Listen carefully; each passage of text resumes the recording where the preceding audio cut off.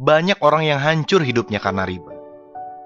Jadi kita ini seringkali nggak yakin bahwa Allah itu maha pemberi rezeki. Dan inilah penyebab utama mengapa manusia terlibat dengan riba. Alasannya biasanya sederhana aja. Kalau nggak nyicil, dari mana lagi saya bisa beli rumah? Padahal sudah jelas bahwa riba ini pasti akan menjadi masalah hidup kita. Betapa banyak orang yang hidupnya hancur karena riba.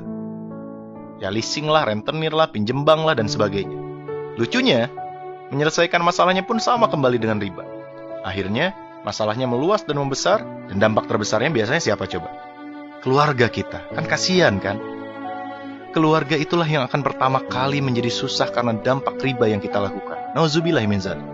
Allah itu menguji kita dengan kesulitan, misalnya kesulitan ekonomi, karena Allah ingin melihat respon kita terhadap ujian tersebut.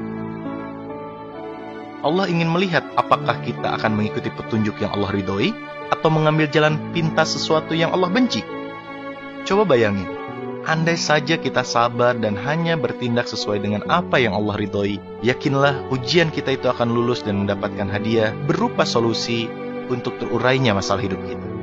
Tapi sayangnya nih, kebanyakan manusia selalu kembali memilih jalan yang Allah benci. Hingga akhirnya apa coba?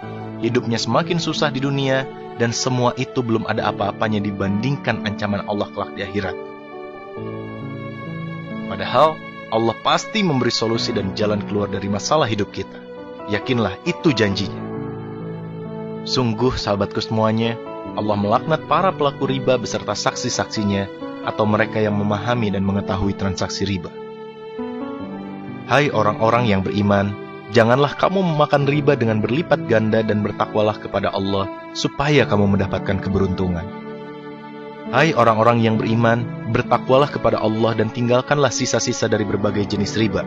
Jika kamu adalah orang-orang yang beriman, maka jika kamu mengerjakan riba, ketahuilah bahwa Allah dan Rasul-Nya akan memerangimu. Dan jika kamu bertobat, maka bagimu pokok hartamu. Kamu tidak menganiaya dan tidak pula dianiaya. Tuh coba bayangin teman-teman. Allah dan Rasul-Nya akan memerangimu. Ini bayangin nih, kelak besok lusa di akhirat kita melihat Nabi Muhammad SAW, kita ingin memeluk Rasulullah, kita ingin mencium tangannya, kita mencintai dan merindukannya, tapi tiba-tiba Rasulullah mengangkat pedangnya dan berkata, engkaukah yang selama ini menantang berperang dengan Allah dan denganku?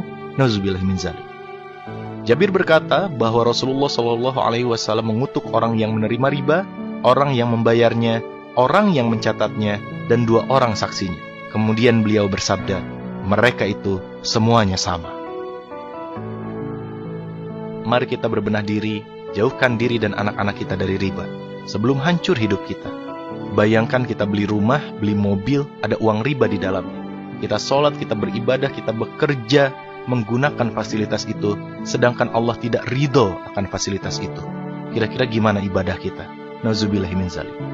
So, yakinlah bahwa Allah adalah sebaik-baik penolong. Rezeki akan Allah datangkan dari tempat yang tidak pernah kita duga.